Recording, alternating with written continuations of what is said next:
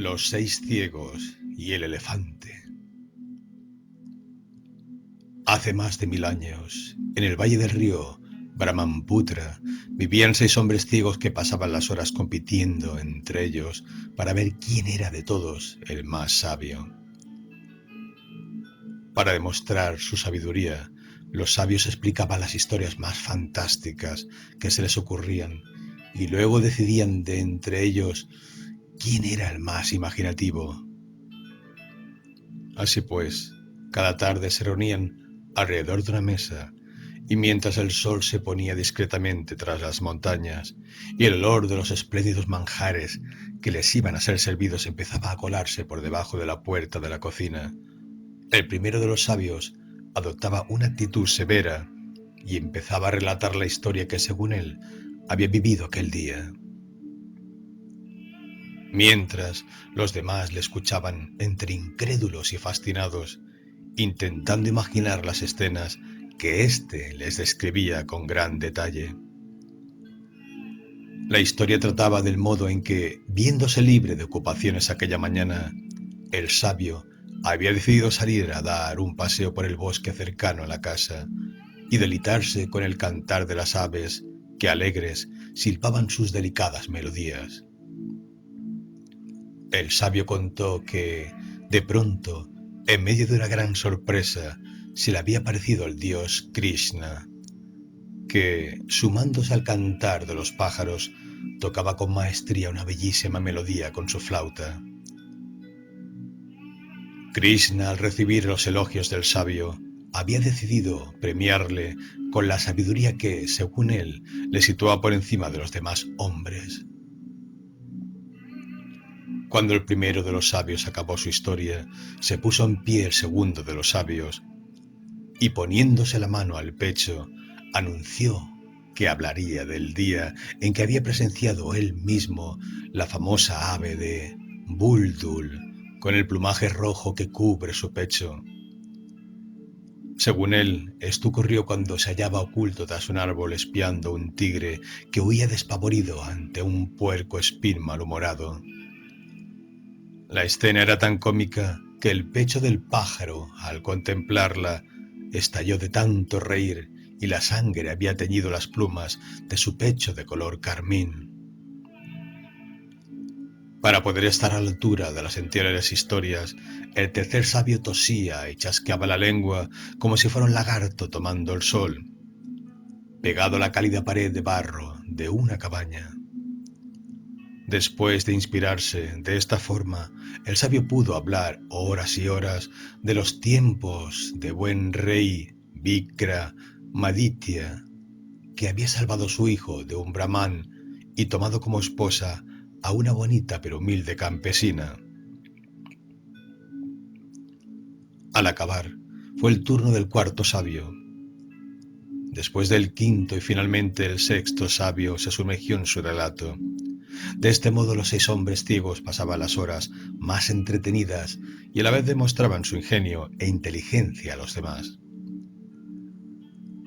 Sin embargo, llegó el día en que el ambiente de calma se turbó y se volvió un enfrentamiento entre los hombres que no alcanzaban un acuerdo sobre la forma exacta de un elefante.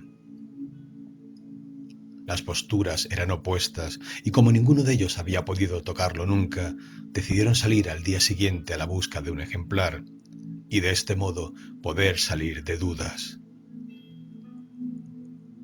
Tan pronto como los primeros pájaros insinuaron su canto, con el sol aún a medio levantarse, los 6 ciegos tomaron al joven Dokiram como guía y, puestos en fila con las manos a los hombros de quien les precedía, emprendieron la marcha enfilando la senda que se adentraba en la selva más profunda. No habían andado mucho cuando, de pronto, al adentrarse en un claro luminoso, vieron a un gran elefante tumbado sobre su costado apaciblemente.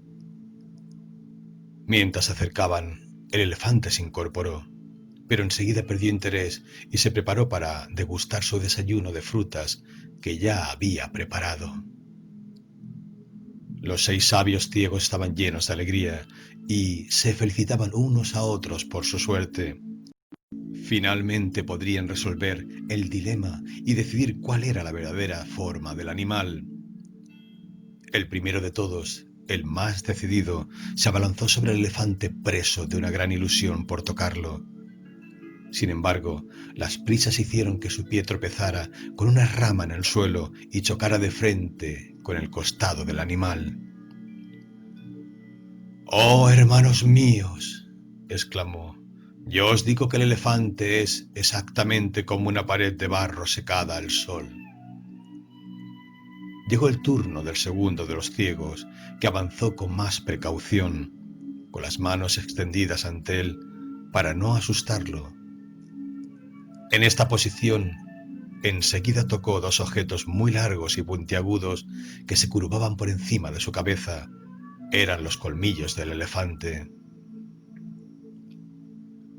«Oh, hermanos míos, yo os digo que la forma de este animal es exactamente como la de una lanza. Sin duda, esta es». El resto de los sabios no podían evitar burlarse en voz baja, ya que ninguno se acababa de creer lo que los otros decían. El tercer ciego empezó a acercarse al elefante por delante para tocarlo cuidadosamente. El animal, ya algo curioso, se giró hacia él y le envolvió la cintura con su trompa.